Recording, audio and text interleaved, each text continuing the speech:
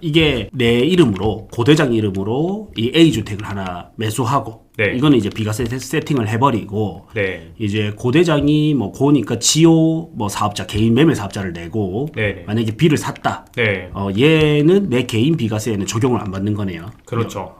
요거는 이제 경매를 좀 싸게 사가지고 단타 위주로 하시는 분들이 좋겠다. 너무 좋죠. 그러면 그 사업자로 좀 인정받는 조건들이 있나요?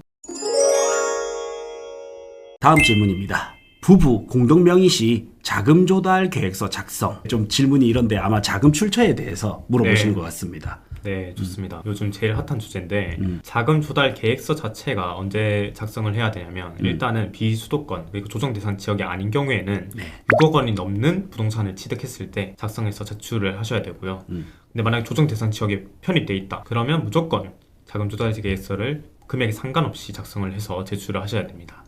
이럴 때 부부 공동명의일 때 중요한 게 뭐냐면 둘 다 소득이 있으면 상관이 없어요. 맞벌이 부부인 경우에는요. 근데 만약에 한 명은 소득이 없는데 공동명의가 돼 있으면 증여로 볼 가능성이 있는 거죠. 그래서 반의 지분이 6억 원을 넘어가면 저희가 10년 동안은 증여재산공제라고 해서 6억 원을 빼주는 제도가 있어요. 그러니까 6억까지는 부부간에 뭐 거래를 해도 상관없는 거죠. 근데 이걸 넘어가면 증여세가 나올 수 있고요. 만약에 6억을 넘어가지 않는다고 해도 10년 내에 뭐 조금 더 줬다 해서 6억을 초과했다 그러면 그 부분에 대해서 증여세가 또 나올 수 있습니다.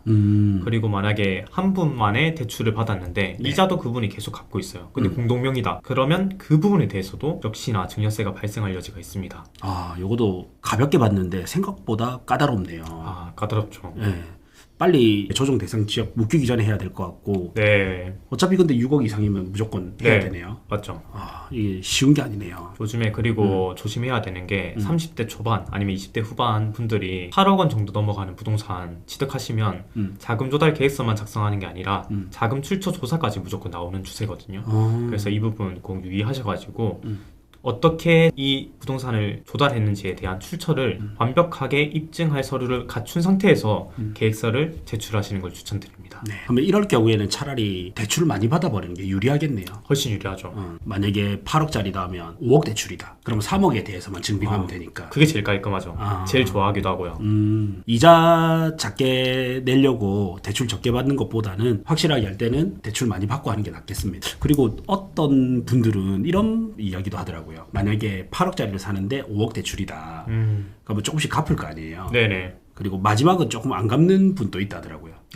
등기부등본에 그대로 근저당이 설정이 돼 있으니까 그냥 실제로는 이자를 잡게 되면서 많이 갚아버렸으니까. 근데 봤을 때는 아직 대출이 많은 걸로 보이게 이렇게도 한다더라고요. 어쨌든 부부 공동명의 시 자금 조달 계획, 자금 출처 이거 꼭 신경 쓰시길 바라겠습니다. 다음 질문입니다. 2주택인데 이사를 가려고 합니다. 절세 알려주세요. 일단은 2주택이면 원칙적으로 절세라는 것 자체가 안 되긴 하죠. 근데 아까 저희가 말했던 일시적 2주택이라거나 그렇게 해서 비과세를 받을 수 있거나 아니면 매매 사업자라고 해서 진짜 뭔가 주택을 취득해서 매매를 빈번하게 일으키는 사업자라고 하면 그 재고자산으로 계산을 했을 때 재고자산이 라는 것 자체가 예를 들어서 음식점이라면 그 음식 재료처럼 이렇게 주택을 키핑해 놓은 건데 그런 경우에는 다른 주택에 대해서 또 비과세를 받을 수 있습니다. 이게 내 이름으로 고대장 이름으로 이 A주택을 하나 매수하고 이거는 이제 비과세 세팅을 해버리고 이제 고대장이 뭐 고니까 지호 뭐 사업자 개인 매매 사업자를 내고 만약에 B를 샀다. 얘는 내 개인 비과세에는 적용을 안 받는 거네요. 그렇죠. 요거는 이제 경매를 좀 싸게 사가지고 단타 위주로 하시는 분들이 좋겠다. 너무 좋죠. 그러면 그 사업자로 좀 인정받는 조건들이 있나요? 일단은 매매 사업자 자체가 인정을 못 받아버리면 너무 큰 세액이 차이가 나기 때문에 일단 사업자 등록을 하셔야 되고요. 매매 사업자 등록. 그게 첫 번째고요. 두 번째는 사업장을 따로 별도로 두시는 게 좋고요. 뭐 집에서는 안 되나요? 사업자는 낼 수 있겠지만 사업장을 따로 두시는 게 좋습니다. 무조건.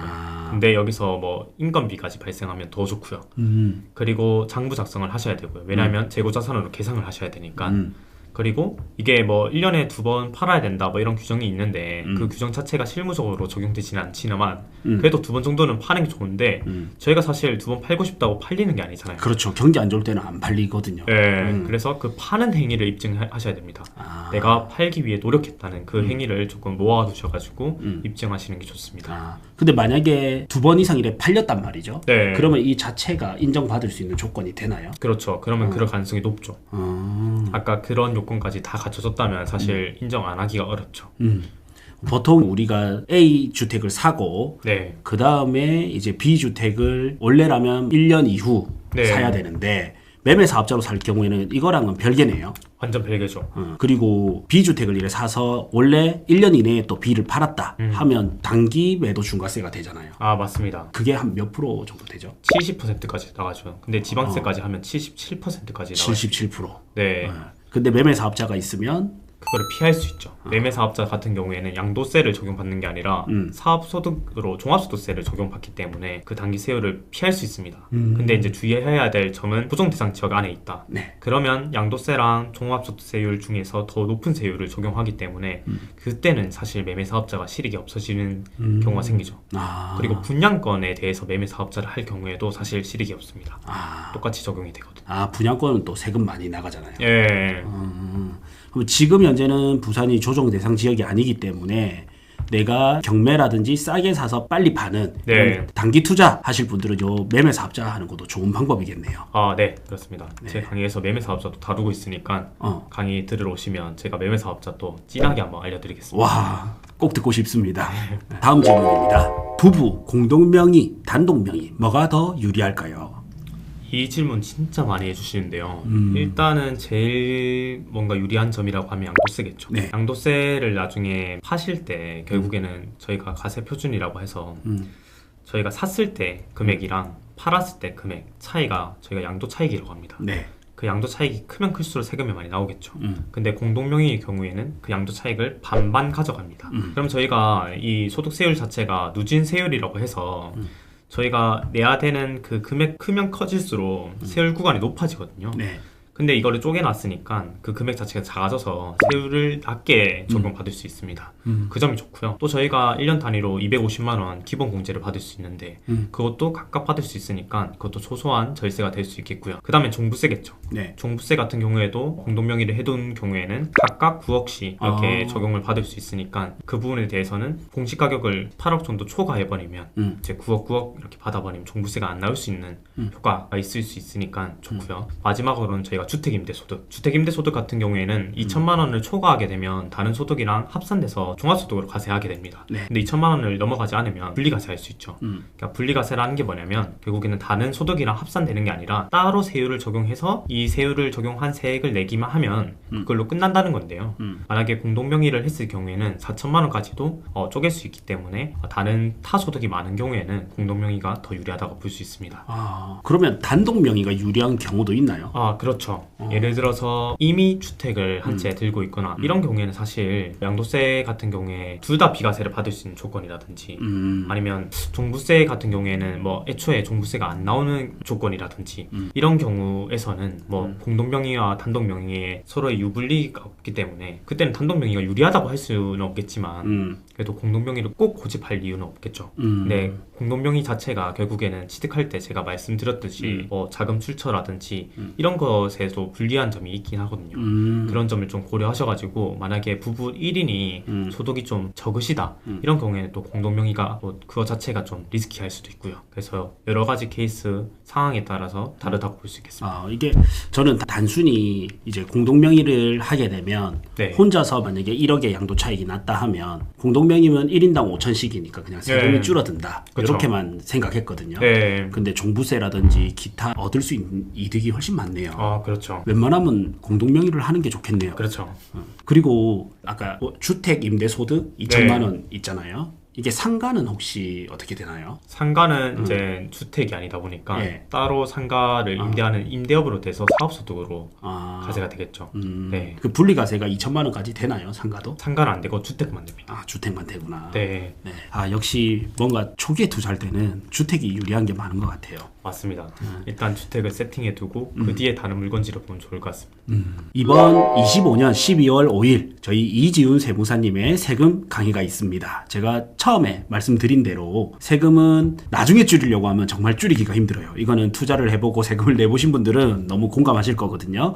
그래서 처음부터 세금 계획을 세우고 부동산을 매수하셔야 됩니다. 그래서 강의에서는 자, 첫 번째는 이제 부동산 세금에 대해서, 두 번째는 취득세, 다음 보유세, 그리고 양도세, 그리고 가족 간의 부의 이전, 그다음 자금 출처 조사 및 사전 대응 아낌없이 알려주신다고 하니 이번 강의 들으실 분들은 고정 댓글 확인해 주시면 됩니다. 다음 질문입니다. 부모님 70대 후이시고 2주택 처분, 세금 관련 처분 순서, 가족 간 거래, 무주택, 자녀, 아파트, OR, 원룸 건물 전체, OR 원룸 건물 4층, 부모님께서 주택을 정리하신 금액으로 대출 받고 싶어 하시는데 상한 그 외에 처분 시 주의할 점이 무엇일까요? 네, 좋습니다. 이 질문할 답변하기 전에 제가 한 가지 말씀드리고 싶은 게 이 사전 증여와 상속인데요. 많은 분들이 사실 상속에 대해서 다루기가 되게 불편해 하시긴 하는데 이거를 피할 수는 없는 거거든요. 결국에 상속은 일어날 거니까요. 그렇죠. 영원히 살 수는 없으니까. 맞습니다. 네. 근데 사전 증여가 무조건 유리하다고 볼 수는 또 없거든요. 뭔가 사전 증여가 유리한 점은 뭐냐면 일단 증여재산 공제라고 해서 저희가 부모 자식 간에 5천만 원씩 공제해주는 제도가 있죠. 그 제도를 적극적으로 활용할 수 있는 게 10년 단위로 활용할 수 있는 거거든요. 사실 저희가 시간이 우리의 힘이다, 우리 시간이 우리 편이다 라고 얘기하는 게 그런 면에서 나오는 거거든요. 또 만약에 증여를 받았는데 10년 내에 만약에 어머님이나 아버지가 돌아가셨을 때는 그게 또 합산돼 가지고 상속세를 계산을 하게 됩니다. 네. 근데 그게 증여했을 때 당시에 가액으로 합산되기 때문에 만약에 증여했을 때랑 돌아가셨을 때 그 사이에 시세 차익이 크게 났다고 하면 그 부분은 세이브가 되는 거거든요. 그렇기 때문에 이게 또 유리하다고 볼 수 있는데 또 상속이 유리한 경우에는 상속 자체가 공제가 되는 금액이 있어요. 저희가 뭐 배우자가 있으신 경우에는 5억 그리고 기본적으로 5억, 그래서 10억까지는 저희가 공제가 들어가기 때문에 만약에 상속하는 그 재산 자체가 10억을 넘지 않으면 상속이 유리할 수 있겠죠. 그리고 만약에 사전적으로 증여를 했는데 10년 내에 합산이 된 경우에는 또 공제가 안 되기도 하거든요. 그런 점을 감안했을 때는 상속이 유리할지 사전 증여가 유리할지 사전에 조금 빠르게 판단을 하셔가지고 선택을 하시는 게 저는 중요하다고 생각합니다. 그러면 10억까지는 상속이 유리하니까 네. 뭐 10억 이상이다. 내가 만약에 20억이다. 그러면 사전에 10억을 최대한 빨리 시간을 나눠서 증여를 해버리고 그게 좋죠. 10억은 들고 있다가 상속으로 가는 게 낫겠네요. 그게 베스트입니다. 세테크로는 이게 베스트라고 합니다. 근데 최근에 또 상속세 개편되는 안이 있는데 17억에서 18억까지 올라간다고 해요. 근데 사실 17억에서 18억이면 꽤 큰 금액인데 네. 그거를 넘어서는 분들이 엄청 많진 않잖아요. 그렇죠. 그래서 17억, 18억 정도 올라간다고 치면 상속이 또 유리할 수 있겠죠. 그런 점들을 잘 판단하는 게 중요하다 생각합니다. 네. 혹시 그러면 요거에 대한 답변은 어떻게 해야 되지? 네. 이거 답변을 제가 이제 해보도록 하겠습니다. 네. 답변을 하기 전에 앞서가지고 저희가 다세대랑 다가구 주택에 대해서 개념을 좀 정리를 하셔야 될 것 같은데요. 네. 다세대 주택 같은 경우에는 여러 세대가 입주해 있는 주택으로서 각 세대별로 구분 등기가 가능합니다. 구분 등기가 가능하다는 것 자체가 각각의 구분 등기되어 있는 그 물건지 자체가 1주택으로 본다는 거거든요. 거기에 반해서 다가구 주택 같은 경우에는 여러 가구가 한 건물에 거주하고 있긴 하지만 소유권은 오직 건물주에게만 있습니다. 그래서 조건 같은 경우에는 연면적 660제곱미터 이하 그리고 층수는 3층 이하로 제한되면서 19세대 이하라는 조건이 충족돼야겠죠. 네. 근데 제가 여기 봤을 때 이 원룸 건물은 4층짜리라서 네. 다가구가 안 될 것 같거든요. 다세대 주택에 해당할 것 같아요. 네. 그러면 이게 구분 등기가 되어 있지 않더라도 결국에는 한 호실마다 다 주택으로 보기 때문에 이 아파트를 포함해서 모든 호실까지 해서 만약에 이 원룸 건물에 8개 호실이 있다고 하면 9개의 주택이 있는 셈이거든요. 예. 사실 9개의 주택 가지고 뭔가 세금 절세를 논하기는 어렵겠죠. 예를 들어서 저희가 다세대인데 오탑방을 포함한 다세대인 경우에는 오탑방 자체를 밀어버리고 용도 변경하거나 이런 경우에는 사실 저희가 다가구로 돌려가지고 비과세를 만들 수도 있겠어요. 근데 지금 같은 경우에는 조금 세금 자체를 털기가 어려울 것 같고 제가 추천드리는 거는 지금 원룸 건물 호실마다는 그래도 가액 자체가 크지 않을 거니까 예. 차라리 마지막에 비과세를 받는 거는 아파트를 비과세 받는 것을 추천드립니다. 양도 차익이 작은 거 먼저 팔아버리고 네. 제일 큰 거를 비과세 받아라. 네, 맞습니다. 네. 그러면 제가 즉석에서 물어보면 네. 이게 만약에 다가구 원룸이면 네, 덜 오른 거 먼저 팔고 많이 네. 오른 걸 비과세로 가야 되겠네요. 그렇죠. 그게 재테크 측면에서는 훨씬 유리할 수 있죠. 요새 핫한 주제인 가족 간의 돈거래나 증여세 적게 내는 법 궁금합니다. 네. 이거 관련해서 저도 상담 진짜 많이 하고 있는데요. 진짜 많이 착각하시는 게 이런 얘기를 듣고 오세요. 2억 1,700만 원까지는 그냥 무이자로 빌려줘도 증여세 안 나온다. 이런 얘기 유튜브에서도 많이 들으시고 저도 본 적 있는 것 같아요. 그렇죠. 네. 너무 많이 퍼져 있는데 사실은 반은 맞고 반은 틀린 얘기예요. 이게 2.17억이라고 할게요, 제가. 네. 2.17억까지 무이자로 빌려주는 것은 가능합니다. 원칙적으로. 가능하지만 이 전제 자체가 빌린 금액을 갚으셔야 됩니다. 네. 일간에서는 공증받으면 괜찮다 이렇게 하시는데 그게 아니라 결국에는 가지관청에서는 갚았는지 안 갚았는지를 보는 거거든요. 네. 사용증을 작성을 하시고 서로 이메일을 전송하시거나 공증을 받으시거나 이거 다 좋은데 원금을 불할 상환하시거나 아니면 이자율을 조금이라도 설정을 하셔가지고 이자를 지급을 하셔야 됩니다. 근데 여기서 문제가 되는 게 뭐냐면 이자를 지급하실 때 27.5%라는 원천징수를 하셔야 돼요. 네. 원천징수라는 게 뭐냐면 상대방이 원래 내야 되는 세금을 우리가 보증금 개념으로 받아가지고 대신 내주는 거거든요. 그래서 이자를 지급하는 쪽에서 27.5%를 떼가지고 지급을 하셔야 되고요. 받는 쪽에서는 이걸 또 이자 소득으로 신고를 하셔야 돼요. 그런 수고로움이 있기 때문에 사실은 원금을 분할해서 상환하시는 것을 추천드립니다. 근데 또 이거를 상환 기간을 막 10년, 20년 이렇게 잡으시는 분들이 계시거든요. 네. 사실 그거는 안 갚겠다는 건 얘기거든요. 네. 그래서 상환 기간 자체를 한 5년, 한 2, 3년을 제일 추천드리고요. 그 정도로 짧게 잡아가지고 만약에 원금을 전체 못 갚았다면 자동적으로 갱신되는 묵시적 갱신 뭐 이런 식으로 차용증을 작성하셔가지고 거래하시는 걸 제일 유의하시면 좋겠습니다. 그러면 만약에 갚았다가 네. 다시 또 빌리면 그때부터 또 다시 3년, 시작하는 5년? 거죠. 네. 차라리 한번 갚고 다시 하는 게 낫겠네요. 네, 그렇죠. 그리고 증여세를 적게 내시려면 사실 저희가 증여재산공제라고 하는 배우자는 6억 그리고 부모 자식 간에는 5천만 원 그리고 미성년자 자녀에게는 2천만 원 그걸 활용하는 게 제일 좋습니다. 그렇게 하면 조금 결혼하시거나 아니면 출산하실 때는 또 1억 받으실 수 있으니까요. 네. 그 제도를 적극적으로 활용하시는 것을 추천드립니다. 네. 그리고 가끔씩 이제 증여재산 공제 내의 금액을 주고받으면서 이거 신고해야 되나요? 라고 물어보시는데 네. 이거는 신고를 하는 게 좋은 게 결국에는 이 신고한 금액으로 나중에 부동산을 취득했을 때 저희가 얘기했던 자금조달 계획서에서 입증할 수 있는 금액이 될 수 있고요. 그리고 나중에 추후에 또 증여를 받았을 때 이 기산일이 중요한데 신고한 날 기준으로 10년을 또 카운트하는 거거든요. 근데 만약 그런 게 없다고 하면 또 합산돼가지고 증여세가 발생할 여지가 있기 때문에 저는 가급적이면 신고를 하시는 게 신고하는 방법도 어렵지 않으니까 신고하시는 것을 추천드립니다. 그러면 제가 아기가 한국 나이로 3살 두 돌이 지났거든요. 네. 그러면 만약에 오늘 물려줬다. 네. 그러면 한국 나이로 지금 3살이니까 13살에 다시 물려줄 수 있네요. 그렇죠. 태어나자마자 바로 해줬어야 되네. 그게 좋긴 하죠. 2년이라도 아끼려면. 네. 요즘에는 또 현금 증여를 해주시고 나서 주식 네. 거래 이렇게 뭐 ETF라든지 아니면 장기 투자를 많이 하시잖아요. 그거에 대해서 물어보시는 게 만약에 고대장님이 네. 애기한테 2천만 원 물려주고 나서 그거를 주식 계좌에 넣어가지고 계속 주식이 올랐어요. 네. 그러면 오른 금액에 대해서도 증여세가 나오냐라고 여쭤봐 주시는데 사실 이거를 그냥 장기 투자했으면 오른 금액에 대해서 안 나옵니다. 근데 만약에 고대장님이 직접 자녀 주식 계좌로 계속 빈번하게 단타를 치셨어요. 그랬을 때는 증여세가 나올 수도 있습니다. 그렇기 때문에 최대한 오래 묵힐 수 있는 주식에 투자하시는 것을 추천드립니다. 저는 당연히 이제 2천만 원을 증여해주면 네. 이걸로 좀 리밸런싱을 해가지고 좀 바꿔줄려 했는데 그럴수록 손해네요. 그러면. 그렇죠. 너무 잦은 단타는 증여세가 나올 여지가 있습니다. 만약에 그러면 이제 좀 많이 올라서 덜 오른 걸 사고 팔고 한다. 그냥 1년에 한 번 정도는 또 그 정도는 더 괜찮을 수 있겠죠. 괜찮을 수 있고. 왜냐면 증여세 규정 자체에서 네. 타인이 뭔가 자신의 가치를 높이게 해준 그 금액에 대해서도 증여세가 나오는 규정이 있기 때문에 그런 부분 조금 조심하시는 게 좋습니다. 그러면 차라리 최대한 장기 투자했을 때 좋은 거를 해주는 게 낫겠네요. 네, 그게 제일 좋습니다. 만약에 땅 같은 경우를 샀다. 네. 그래도 뭐 잦은 거래가 아니면 네. 만약에 한 5년 있다가 팔고 2천을 투자해 줬는데 5년 있다가 이게 좀 많이 올라서 뭐 1억이 됐다. 네. 그러면 1억으로 다시 사고 이래도 되네요. 그렇죠. 뭐 중간에 이제 세금은 나가겠지만. 네, 맞습니다. 다음 질문입니다. 부모 자녀 간 주택 교환이 법적으로 가능한지, 가능하다면 교환할 경우 증여세, 양도세, 취득세가 어떻게 발생하는지, 교환 방식 외에 세금 부담을 줄일 수 있는 더 적절한 방법이 있는지 궁금합니다. 일단은 너무 좋은 질문인 게 네. 제가 자신할 수 있는 게 부산에서 교환할 수 있는 세무사가 아마 저희 사무소밖에 없을 거라 생각하는데요. 네. 교환 자체가 전국적으로도 전문으로 하는 세무사가 별로 없습니다. 네. 저는 애초에 시작했을 때부터 주택 교환을 전문으로 하는 세무사무소에서 일을 했기 때문에 이거를 전문적으로 알고 있고요.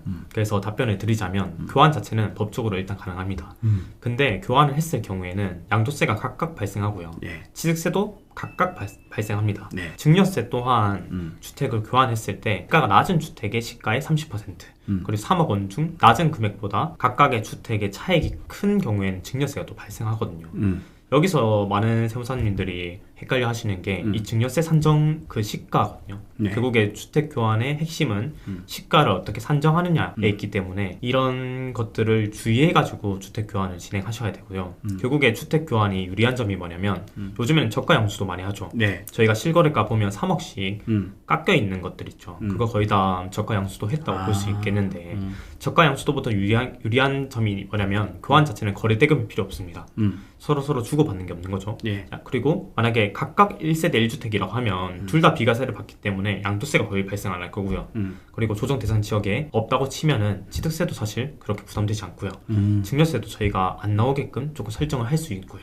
그랬을 땐 사실 주택 교환만큼 세액이 제일 적게 나오는 플랜이 없기 때문에 주택 교환을 저희가 적극적으로 추천드리고 있는 상황이고요. 사실 주택 교환이 아니라면 일반적으로 저희가 컨설팅하는 내용은 뭐 증여라든지 아니면 뭐 보증금을 낀 부담부 증여라든지 아니면 요즘 유행하는 저가 양수도라든지 이런 것들이 가능합니다. 네. 저희 사무소에서는 뭐 이런 것들 각각에 대한 예상 세액이라든지 그거를 넘어서서 나중에 차후에 또 매각하거나 아니면 기준 시가로 시가를 평가해서 넣었는데 가세관청에서 자의적으로 자기들이 평가해서 추징했을 때 또 어떻게 세액이 나오는지까지 시뮬레이션해서 제공해드리고 있으니까 필요하시면 언제든지 연락 주십시오. 네. 제가 딱 듣기에도 조금 복잡해 보이거든요. 예. 네, 그래서 영상을 좀 여러 번 돌려보시고요. 네. 그리고 우리 세무사님 상담이 필요하시다. 제가 고정 댓글에 연락처 남겨놓겠습니다. 이번 25년 12월 5일 저희 이지훈 세무사님의 세금 강의가 있습니다. 제가 처음에 말씀드린 대로 세금은 나중에 줄이려고 하면 정말 줄이기가 힘들어요. 이거는 투자를 해보고 세금을 내보신 분들은 너무 공감하실 거거든요. 그래서 처음부터 세금 계획을 세우고 부동산을 매수하셔야 됩니다. 그래서 강의에서는 첫 번째는 이제 부동산 세금에 대해서, 두 번째는 취득세, 다음 보유세, 그리고 양도세, 그리고 가족 간의 부의 이전, 그다음 자금 출처 조사 및 사전 대응 아낌없이 알려주신다고 하니 이번 강의 들으실 분들은 고정 댓글 확인해 주시면 됩니다. 네, 오늘 고생 많으셨습니다, 세무사님. 네, 감사합니다. 네.